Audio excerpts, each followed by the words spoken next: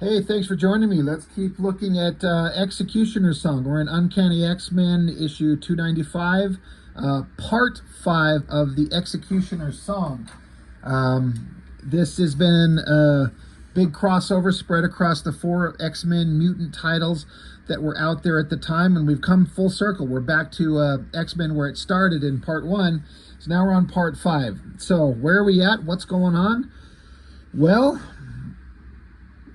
according to the cover, Colossus is just ramming it up Apocalypse's ass, it looks like. I don't know. As we know, the whole premise is that Professor X was shot by seemingly Cable, the leader of X-Force. He takes off and disappears. Professor X actually didn't die. He almost did, but then he's infected with some kind of techno-organic virus that is just killing him slowly, and there's no way that they can stop it. And that's the big struggle there, in addition to the X-Men, all versions of the X-Men, X-Men, X-Factor, all the teams, all the mutants are in a mad rush to find Cable. They're so pissed off, they're so beside themselves that this guy who's shown up and taken the new mutants and turned them into this military kind of action team, and they fought alongside with him a little bit, but no one really knows who or what he is. And so they're all out to get him. And what we know, but what the X-Men don't, is that obviously the villain Strife, the big main villain that Liefeld introduced in New Mutants and X-Force, he looks exactly like Cable underneath his big mask. How, why, hasn't been revealed yet. And again, the characters in the book don't know that, but we do. So the mystery is how, or not the mystery. I say this every issue. Every one of these issues, I kind of misspeak it. It's not the mystery. It's the drama's kind of unfolding from how are the X-Men going to react to this, because we already know that the mystery's been revealed to us, but not to the characters. So what's going to happen? Also, there's a small not a subplot, I guess, but a secondary storyline going on where Jean Grey and Scott Summers were captured by the Horsemen of Apocalypse, even though Apocalypse himself was not awake and conscious at the time. He was in some kind of like regeneration mode to rebuild himself, heal himself.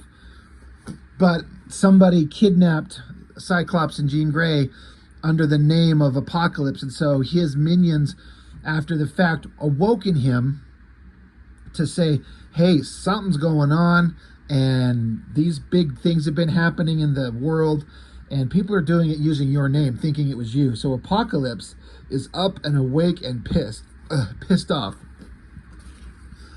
So he's being drawn here to look like he's kind of scrawny and weak and not his normal big, giant, bulky, monstrous self. I missed Apocalypse's first introductions in the comics, but the ones that I got to see that were the kind of defining one to me as I was reading, was drawn by Will Spertasio in X-Factor, and that's the version I think of. I think Apocalypse has never looked better than when Spertasio did it. But Apocalypse is up, and he's on the move, and he's coming out of the water. He's climbing this big mountainous cliff, going to this random ass house somewhere, just breaks the window. I was kind of like, it was kind of hard for me to kind of tell what I'm looking at here. You know, he's crawling up this cliff, comes up to this structure, and then it's just this round panel where his fist is breaking glass. I'm like, oh, okay, that's the window that he's just breaking in. Okay. He's not in peak form at all, but he actually likes it, because the text is telling us that for him the greatest thing is the joy in life is surviving. It's not living, it's surviving. That's Apocalypse's whole thing, survival of the fittest.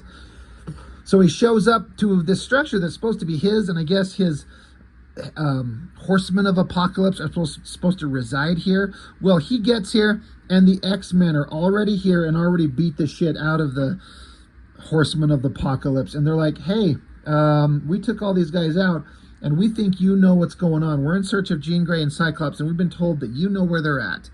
So we're here to get some answers. While I'm explaining the story, I forgot to mention the creative team. Writer is Scott Lobdell. We got Brandon Peterson on pencils and Terry Austin on inks. Brandon Peterson, he's kind of just okay at this point in his career, in my opinion. He's fine. I've seen him do a lot worse stuff in it as his older work, you know. Like a lot of artists, we all start somewhere, and these guys all have a beginning, and they're oftentimes not their best version when they start out, and they learn and grow and get better. He's kind of fine here. It's serviceable. It's not really amazing. I'm not blown away by anything in this issue, but it's fine. And then you get Terry Austin inking it, you know, longtime collaborator on the X-Men books. And again, the inking seems fine. I don't have any problems with it.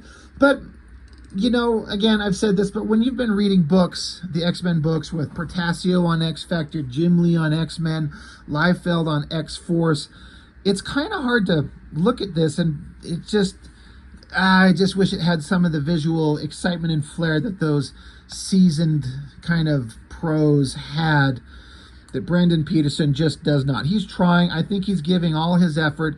It's not bad, but it's just kind of fine. I think Colossus looks kind of weird here with this weird, I don't know, they look like coiled turds for arms. You know, I get it. He's got these arm gauntlet things, but it just looks strange. But anyway, they're here, and like, you've got information we want, Apocalypse, and we're going to beat the piss out of you until you tell us. And he's like, and Apocalypse is like, you know, you have no idea how hard that makes me to hear you guys say that. He's like, he's super excited for that. Meanwhile, you know what, I just realized I did a flip through of this book before I started talking about it, to kind of reacquaint myself. And somehow when I flipped from this page, I went straight to here, and I completely skipped this whole this whole section of this. So I kind of, I'm like, wait, what the hell is this? Because I haven't revisited these books in a long time. So, but it starts out in the last issue, like I was saying in the summary of it, how Cable is the one that they think tried to kill Professor X, and they can't find Cable, so they went after X-Force, the remainder of the team that Shatterstar, that Cannonball is in charge of. And they stayed off their radar for a while, but the X-Force was doing their own kind of investigation, trying to figure out why it looks like their former mentor and leader and commander is shooting the creator of the X-Men. And they ended up in a pretty awesome fight. It's one of my favorite fights in the whole series, where that Greg Capullo drew, where the combined members of X-Men and X-Factor took on X-Force. And after a decent fight, X-Force lost. And so now they're in jail. Well, they're captive in the danger room at the X-Mansion. So you got Jubilee showing up here, and she is just pissed.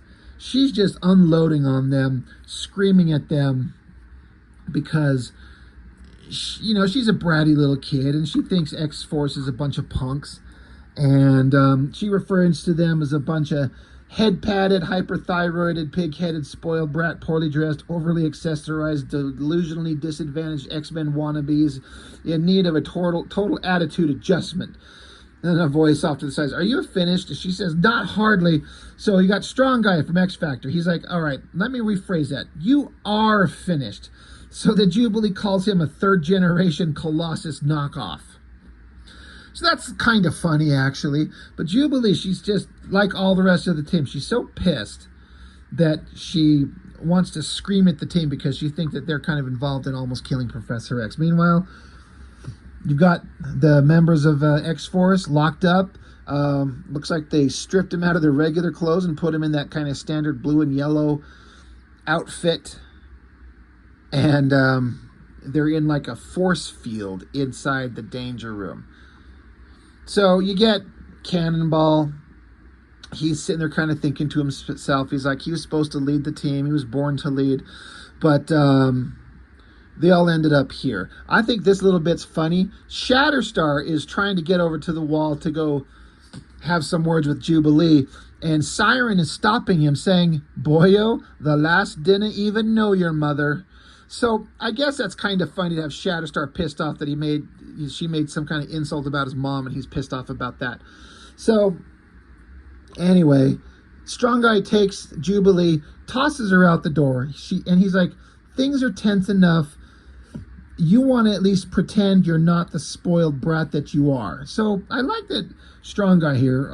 He's kind of being a voice of reason. He's often portrayed as kind of like a jokester dumbass, but he's got some depth to his character, and Peter David explored that in X Factor, and I actually really thought it was surprising how much I ended up kind of liking the guy, despite looking like kind of a douchebag.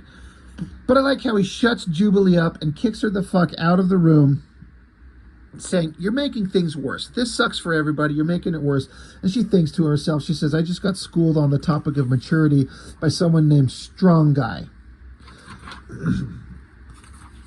And then up here we get Polaris having some thoughts for herself. She had her jaw broken, so she's got this headgear on. So she's just kind of sad to see these young kids in X-Force down here intentionally confined and saying, like, they're no older than when we started out, but how did we end up where we are? We're in a respectable position. We know ourselves. We know our morals. We know our values. And where did they go wrong? And Havoc, good Lord, he's like, life happened. This is just the world as it is, and we can't change it, and it sucks to see the X-Force kids in this position, but here we are. Now, this was a scene that I kind of forgot about, and I was going to say it kind of pisses me off, but I don't want to sound overly dramatic, but I just hate it when a character acts in a way that feels so out of character and not true to who they were or what I thought they were, and it has everything to do with Psylocke. So here, she's sitting here and she's watching over Professor X's body. I don't know if she's just going in here to just pay her respects originally, or if she's under instruction to be with him, but she's having her own thoughts, and she's thinking to herself, saying, more than any of your students, I understand what you were going through. I too had my mind and body, heart and soul sculpted into another form entirely. They're talking about those great issues that Jim Lee drew, where they reintroduced Psylocke after she reemerged from the Siege Perilous, and the Hand, that ninja organization, took her and kind of reshaped her mind, her mind and her body into going from an English girl to an Asian girl. However they did that, I don't know if it was ever actually explained, but tried to shape her into, they did shape her into an assassin, which is that current form that she's in. And so they took her and violated her and reshaped her and made her into this badass ninja assassin girl that seems like it's Claremont wanting to do a version of Elektra. And I also just read something recently. I wonder if I think it's true. I read it. I guess I can't verify it, that Claremont's original version of Psylocke was at the end of those 3 issues where she was turned into the Asian assassin. He was going to reset her back to the version of who she always was, the English girl. But Jim Lee's design looked so damn good, they just couldn't abandon it. It was really popular, so they left her this way. And I liked her. I never read X-Men comics with the English girl version of Psylocke. Never read it, so I have no connection to her. I just was aware of her. But this version of her is the version that I got to know. And then as they do in these X-Men comics, they overcomplicate it so much with who she is and who her body is and what it was connected to, some other girl. It's so complicated and unnecessary. The point that I'm getting at after all of that is that she continues to have her thoughts here. I will not stand by and see it happen to someone else. She manifests her psychic knife, the focused totality of her telepathic powers, remember? She's gonna kill him because He's getting mutated from that techno-organic virus, and no one can stop it, and it's against his will. And because that happened to her, it's such an offense, she's gonna fucking kill him. And she only stops, according to the story, is because the monitor screen comes on and asks all the X-Men to come to the war room. And she says, "I'll be back, Professor, if necessary, to complete the task that technology could not." So I'm like, wait a fucking minute. You're saying that Psylocke is gonna fucking kill him? She's gonna take it upon herself? Like, I did not like that character arc, or that character trait they suddenly decided to throw in there for Psylocke. I liked her. She was kind of a silent, badass ninja. She's kind of scary. She's kind of new. She's not who she was. She's a new version of herself in a way.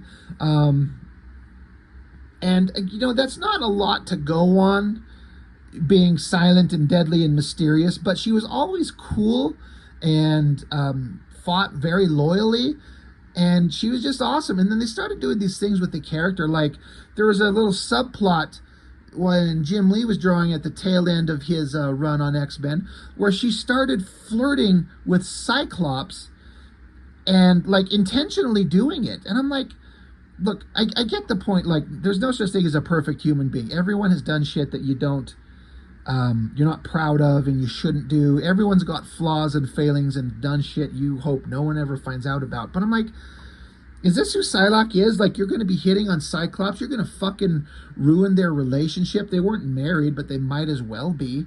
I didn't like that. I didn't like that what they did with their character. And then to have her like, "I'll kill him."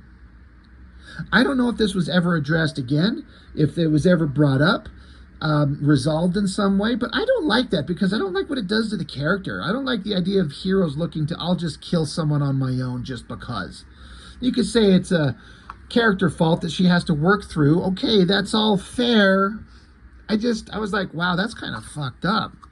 It takes that character in a direction I'm not particularly a big fan of. Anyway, back to where Apocalypse showed up, and it's funny that there was that house that he broke into, and it's just like a regular house. There's just like a lamp on the wall. It's just some house, and this is where we're having this big epic battle between some of the X-Men and Apocalypse. Iceman throws some ice shit down and just kind of throws a little wrap around his arms.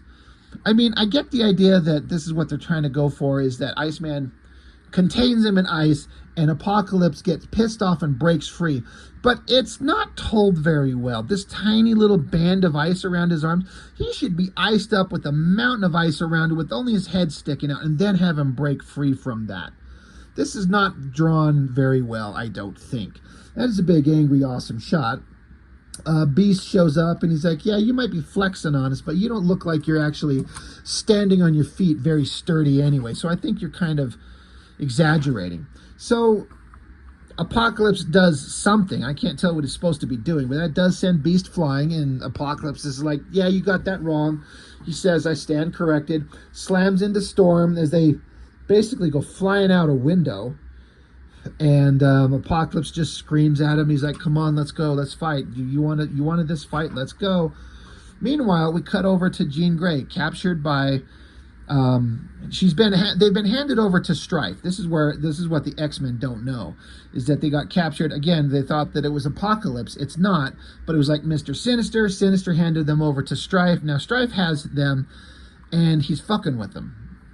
And this was a really interesting way of explaining about how they're torturing her.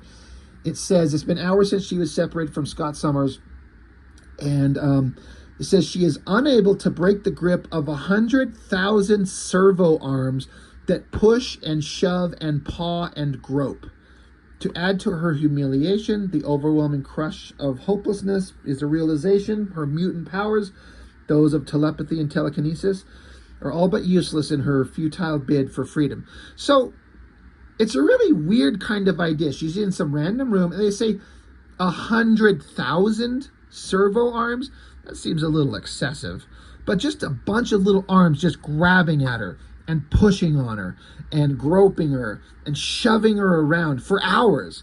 That's a really weird idea, but it does sound terrible. I don't know why they got this side shot of her with like her mouth open and this dick-shaped metal tube like right next to her mouth. That's a really kind of unfortunate kind of choice there, Mr. Brandon Peterson. But it's an interesting idea to have just all these little arms just shoving her around and grabbing at her and picking at her. She can't stop it. But she doesn't, the text is saying that she doesn't give the satisfaction of expressing her frustration or outrage outwardly. She suffers in silence because she knows that whoever captured her thinks that's what they want. And so finally they stop for half a second. There's Strife. He says, it's a horrifying feeling to be clutched and clawed by strange, unfeeling, uncaring alien hands. Not at all like, I must assume, what an innocent babe feels when bereft of the love and warmth that is its birthright. So he's talking in these big kind of dramatic dialogue text that to anyone else, and I think to us, it must be like, what is he getting at? Like, what's his fucking problem? Now, I know, because I've read the series, I know why he's pissed.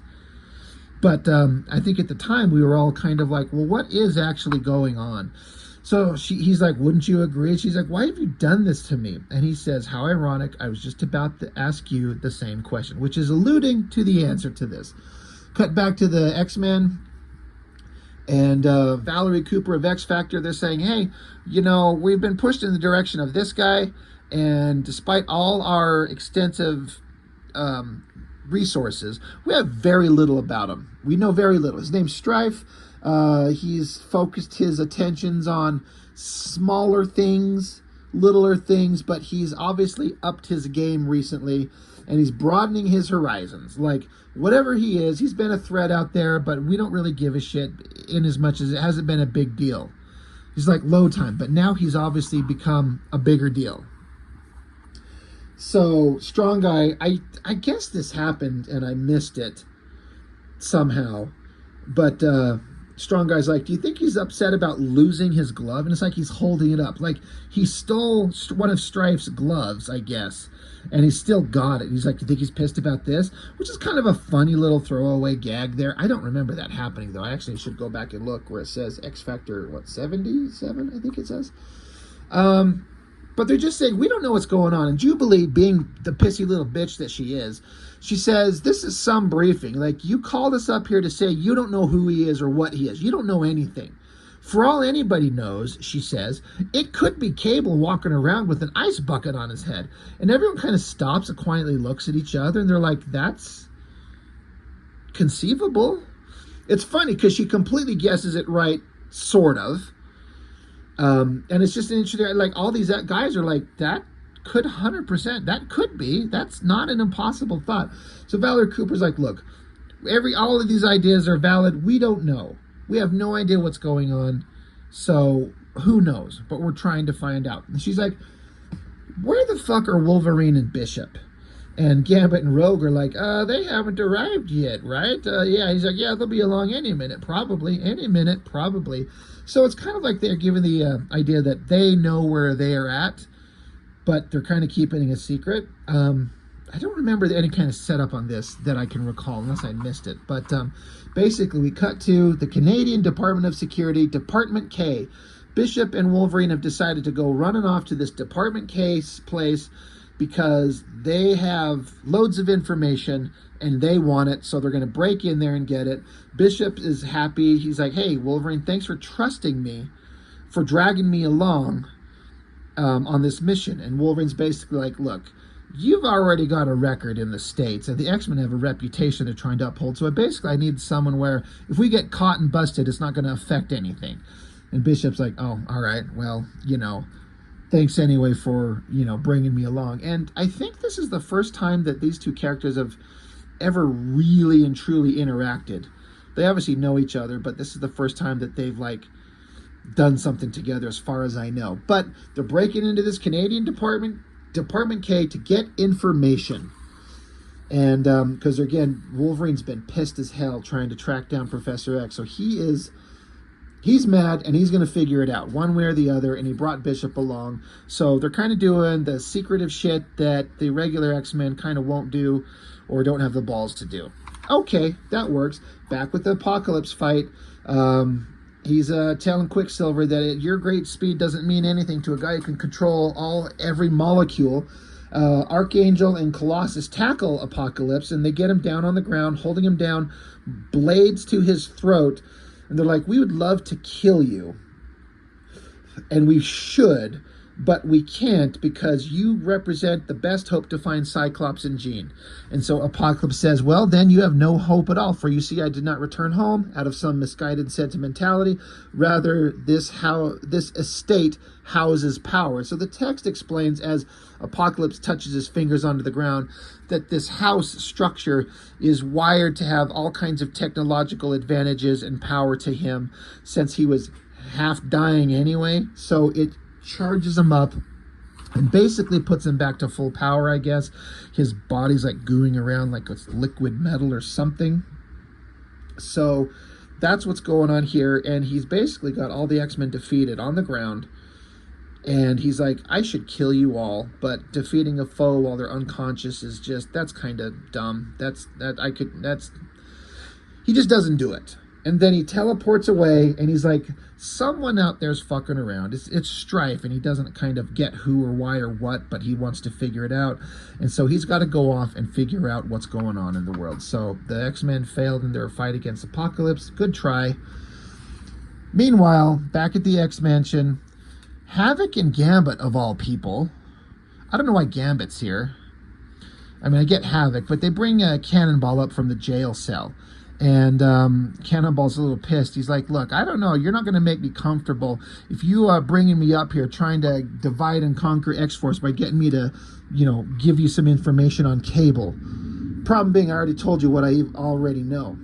So Gambit's like, I bet you got more information in that head of yours. It's just a matter of how we're going to pry it out. So Gambit's being kind of a dick about it. And Havoc's like, thanks, Gambit. That's really helpful. Yeah, why don't you just hit him over the head with a brick? You're like, that doesn't help anything.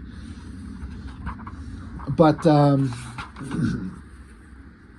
so they're like, well, what do you know about the MLF, the Moms I'd Like to Fuck? Or, the Mutant Liberation Front. And Cannonball's like, they're a bunch of murdering, thieving, stealing mutants led by a guy named Strife.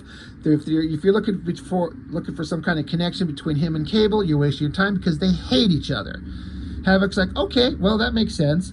Cannonball says, if we knew where he was, we'd have nailed them a long time ago. But if we would have had access to the information that you guys do, I could have narrowed down the list of suspects and maybe found a couple of options of the hideouts that they could be staying at. So, so Havoc sees that Cannonball's trying to negotiate. Like, I could tell you, I might know where they're at if you give me a list of, places. I could narrow it down to, it could be here or here. And Havoc's like, well, what's the price for that information? Cannonball says, I want a presidential pardon for everybody on my team for X-Force. Havoc says, not even a possibility, not a consideration. Gambit says, how about this? You tell us where they're at, and you can help us take them down. That's the best offer you're going to get. And so Cannonball's like, you realize I'm only offering my best guess? And Havoc says, offering your best is all that Professor X ever asked of any of us. So they're working out a deal, mending kind of the divide between the two different teams. Meanwhile, up in Canada, Cable emerges from a teleportation pod. As I kind of set up, that Cable was accused of being the one that assassinated Professor X, but it wasn't him. But he was off on some kind of like out of time break for himself. And when he come back just recently, he got an update and saw that Professor X is shot and everyone thinks it's him. And he realized the gravity of the situation. He's like, holy shit, this is bad. This sucks. So he geared up and he's out to go get information. He says, I might as well just spend a lot of time here. He's at the Canadian Department Case place, the same place where Bishop and Wolverine were. And he's like, I seem to find myself coming here all the time, but this place has information I need. So he figured that I could sneak in here and sneak out really easy. And he sees that there's already been a big battle going on. He figures he arrived after a fight. So he uses his gun, blasts a hole through a wall, and oh shit, Cable runs right into Wolverine and Bishop. These two guys are the angry, murdering kind of killer fighters of X-Men. And they want Cable, and they just happen upon each other. And Cable's like, it's going to be one of those days. And they're like, you? Like, are you fucking kidding? Like, we're here just to get information, and you just show up? So the tension has been building to this moment, and with Wolverine and Bishop, it could be bad. And I am excited to see how the hell that turns out. I mean, I know how it turns out basically, but reading this as a kid, I was really excited. Like, oh shit, this is going to be bad. They're running into each other. Someone's going to get stabbed. So that's it for part 5 of the X-cutioner song. I've said this before. I enjoyed the hell out of this series. It was a culmination of a lot of big things set up in X-Force that Liefeld got in motion. I don't think he had all these big plans laid out like this. I just think he had like a design for a bad guy and put him out there and made him seem big and regal. And then he gets off Marvel and goes to make Image Comics. And so the rest of Marvel's creative teams had to like finalize a story and bring it to a culmination. And I feel like they did a good job. This issue had some fun moments, but it's kind of like a little bit of filler. You know, there's important stuff that happens, but it's not like a critical issue. That's how these big crossovers always start out. There's the beginning, which sets up everything, and there's the ending that resolves everything. But sometimes in the middle of these big, what is this? A 12-part series where you got to fill in the mid parts, and sometimes it feels like it might go on and get a little bit fluffed in places, just a little bit.